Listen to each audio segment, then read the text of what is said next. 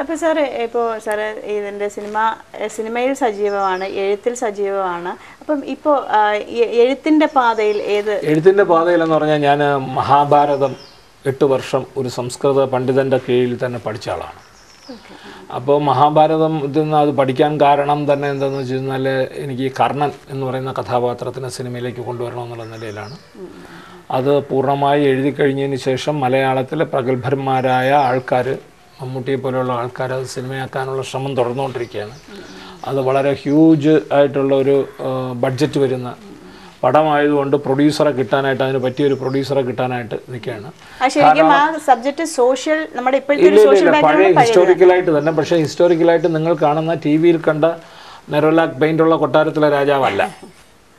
അങ്ങനെയുള്ളൊരു കാലഘട്ടത്തിൽ ഒരു മഹാഭാരതത്തിനെ കൊണ്ടുവരാനും അത് വളരെ ശക്തമായ സ്ക്രിപ്റ്റാണെന്ന് സാഹിത്യകാരന്മാരും സിനിമയിലെ മിക്കവാറും സംവിധായകരും ആൾക്കാരും ഒക്കെ വായിച്ചു കഴിഞ്ഞത്. 2-3 പ്രാവശ്യം ഇത് പ്രോജക്റ്റ് റെഡിയായി വന്നതുമാണ്. പിന്നെ ബൈ ചാൻസ് ആദ്യം ഹരിഹരനൊക്കെ സംവിധാനം ചെയ്യാനായിട്ട് വെച്ചിരുന്ന, ഈ പഴശ്ശിരാജയ്ക്ക് മുമ്പ് സംവിധാനം ചെയ്യാൻ വെച്ചിരുന്ന ഒരു സാധനമാണ്. പിന്നെ അത് സിനിമയില്ലേ, സിനിമയുടെ ഓരോരോ കാര്യങ്ങളായിട്ട് ഇങ്ങനെ ഒന്നിൽ നിന്നും മറ്റൊരു ഗ്ലാമറിലേക്ക് വരുമ്പോഴത്തേക്ക് പോകുന്ന രീതിയിൽ നീണ്ടു പോയിക്കൊണ്ടിരിക്കുകയാണ്. എന്നെ ഹിന്ദിയിൽ നിന്ന് ഇതിന് വലിയൊരു ഓഫർ എനിക്ക് കിട്ടിയിരുന്നു ഇത്. പക്ഷേ മലയാളത്തിലിത് മമ്മൂട്ടി ചെയ്യാമെന്ന് പറഞ്ഞപ്പോൾ എനിക്ക് ഹിന്ദിയിൽ നിന്ന് അവർ പറഞ്ഞ ഓഫറൊന്നും എനിക്ക് സ്വീകാര്യമായിട്ട് തോന്നിയില്ല. കാരണം കാശ് കുറഞ്ഞാലും മലയാളത്തിൽ ചെയ്യുമ്പോഴാണല്ലോ നമ്മുടെ ഒരു സംതൃപ്തി. അതിനുവേണ്ടി മമ്മൂട്ടി വളരെ സജീവമായി ആ സ്ക്രിപ്റ്റും കൊണ്ട് നടക്കുകയാണ്. അപ്പോൾ ഇത് ശരിക്കും സാറ് സ്ക്രിപ്റ്റായിട്ടാണോ ചെയ്തത്, അത് നോവൽ? ഇല്ല, സ്ക്രിപ്റ്റായിട്ട് ചെയ്തതാണ്. അത് കഴിഞ്ഞതിന് ശേഷം ഈ പാലാഴി കടഞ്ഞെടുക്കുമ്പോഴത്തേക്കും നമുക്ക് പല സാധനങ്ങളും കിട്ടുമല്ലോ എന്ന് പറഞ്ഞതുപോലെ ഈ കർണന് വേണ്ടി മഹാഭാരതം പഠിച്ചപ്പോഴാണ് എനിക്ക് ദുര്യോധനൻ എന്ന് പറഞ്ഞ അപാരമായ സാധ്യതയുള്ള ഒരു കഥാപാത്രത്തിനാണ് വന്നത്. ആ കഥാപാത്രത്തിനെ അവതരിപ്പിക്കുമ്പോഴത്തേക്ക് അത് മലയാള നോവൽ സാഹിത്യത്തിൽ എനിക്ക് ചിലപ്പോൾ ആ ഒരൊറ്റ നോവൽ എഴുതി തീർക്കാൻ ഒന്ന് വരുള്ളൂ.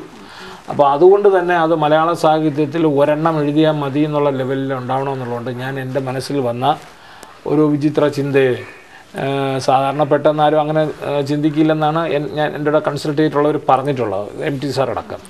അപ്പോൾ അങ്ങനെ ഞാൻ MT സാറിൻ്റെ അടുത്ത് ഒരിക്കൽ പോയി.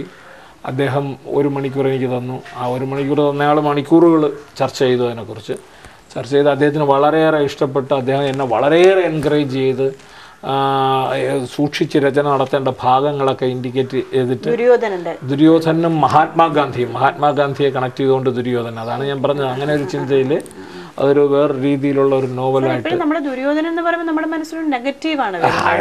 ആ നെഗറ്റീവ് എന്ന് പറയുന്ന സാധനത്തിന് മഹാത്മാവുമായിട്ട് കണക്ട് ചെയ്യുന്നതിലും നിങ്ങളെ മാറ്റിമറിക്കുന്നതിലുമാണ് എന്തെങ്കിലും കാണുമെന്ന് വിചാരിച്ചോളൂ. മഹാത്മാഗാന്ധിയെ നെഗറ്റീവ് ആക്കി മാറ്റുവാണോ ദുര്യോധനനെ പോസിറ്റീവ് ആക്കി മാറ്റുവാണോ? ഞാൻ നെഗറ്റീവായിട്ട് മാറ്റിയിട്ടില്ല, പോസിറ്റീവ് ആക്കിയിട്ടില്ല. സത്യസന്ധമായി നമുക്ക് വായിക്കുമ്പോൾ, മഹാഭാരതം പഠിക്കുമ്പോൾ മനസ്സിലാക്കേണ്ടത്, മഹാഭാരതം എന്ന് പറഞ്ഞ ഒരു ബുക്കല്ല ആദ്യം ഉണ്ടായത്. ഒറിജിനൽ ബുക്കിൻ്റെ പേര് ജയ എന്നാണ്. അതിന് പിന്നെ ഒരു ഇംഗ്ലീഷ് ബുക്ക് വന്നത് ന്യൂക്ലിയസ് ഓഫ് മഹാഭാരത എന്ന് പറഞ്ഞാണ്. അത് 500 പേജുള്ളൊരു ബുക്കാണ്. അതിനെ പിന്നെ ഓരോ കാലഘട്ടത്തിലും ഓരോ പ്രദേശത്തുള്ളവർ അവരുടെ സംസ്കാരമനുസരിച്ച് വ്യാഖ്യാനിക്കപ്പെട്ടപ്പോഴത്തേക്കുണ്ടായതാണ് മഹാഭാരതം. പിന്നെ അത് ഓരോ സ്ഥലത്ത് ചെന്ന് നോക്കിയാൽ പറയാം. ഞാനിപ്പോൾ ഏതാണ്ട് ഇന്ത്യ മുഴുവൻ ചുറ്റി ഇതിൻ്റെ പല പ്രമുഖരായ എഴുത്തുകാരുടെ കൃതികൾ വായിക്കുകയും അവരുമായിട്ട് ഇൻ്റർവ്യൂ ചെയ്യുകയും അതെല്ലാം ഞാൻ കളക്ട് ചെയ്തുകൊണ്ട് വരികയും സംസ്കൃതം എനിക്ക് അറിഞ്ഞുകൂടാത്തതുകൊണ്ട് തന്നെ ഞങ്ങളുടെ വളരെ ഒരു കാലഘട്ടത്തിലെ അയൽവാസിയായ ശോഭാസനം കൃഷ്ണൻ നായർ സാർ എന്ന് പറഞ്ഞാൽ അദ്ദേഹത്തിനോട് സംശയം നിവർത്തി വരുത്തി അദ്ദേഹത്തിൻ്റെ കീഴിൽ എല്ലാ ഇതും വെച്ചിട്ട് ഞാൻ അത് മനസ്സിലാക്കി കൊണ്ടുവന്നാണ് തിരിച്ച് കർണനിലേക്ക് പ്രവേശിച്ചത്. കർണനിൽ മലയാള സാഹിത്യത്തിൽ കൊണ്ടുവന്നിട്ടില്ലാത്ത പല കാര്യങ്ങളും പുതുതായിട്ട് കൊണ്ടുവന്നിട്ടുള്ള ഒരു സംഭവങ്ങൾ കൊണ്ടുവന്നിട്ടുള്ളതാണ് എൻ്റെ കർണൻ സ്ക്രിപ്റ്റ്.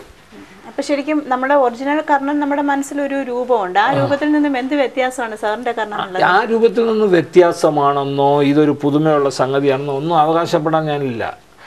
കാരണം ഇത് വേറെ ആൾക്കാരൊക്കെ ഇതിനകത്ത് മലയാളത്തിൽ കൊണ്ടുവരാത്ത സംഭവങ്ങൾ അവർ പറഞ്ഞിട്ടുണ്ട്. അതിനെയൊക്കെ ഞാൻ ക്രോഡീകരിച്ചെടുത്ത് കാലത്തിൻ്റെ ഒരു വേരിയേഷനൊക്കെ വളരെ ക്രമീകരിച്ച് പിന്നെ ഒരു സിനിമ ചെയ്യുമ്പോഴത്തേക്ക് ഒരു നായകൻ ഉണ്ടായിരിക്കേണ്ട സങ്കല്പങ്ങൾ എന്താണെന്ന് വെച്ചിട്ട് അതിൻ്റെ ദുർമേധസ്സുകളൊക്കെ അരിഞ്ഞ് കളഞ്ഞിട്ട് അങ്ങനെ അതിനെ സെൻട്രലൈസ് ചെയ്ത് നിർത്തിയിട്ട് അതിനെ നിലനിർത്താൻ വേണ്ടിയിട്ടുള്ള ഉപകഥാപാത്രങ്ങളും ഒക്കെ വരുമ്പോൾ ഏതാണ്ട് ഇതേ കഥാപാത്രങ്ങൾ കൂടെ ഒപ്പം വളർന്നിട്ടുള്ള 2-3 കഥാപാത്രങ്ങൾ വേറെയുണ്ട്. അങ്ങനെ വളർന്നിരിക്കുന്ന ഒരു ലക്ഷണമൊത്ത സ്ക്രിപ്റ്റ് എന്നാണ് എൻ്റെ വിശ്വാസം. വായിച്ചവരും അങ്ങനെ തന്നെയാണ് പറഞ്ഞിട്ടുള്ളത്. സഫലമ യാത്രയുടെ വിശേഷങ്ങൾ ഇവിടെ പൂർണ്ണമാകുന്നില്ല. ഇതിന്റെ കൂടുതൽ വിശേഷങ്ങൾ നാളെ ഇതേ സമയം.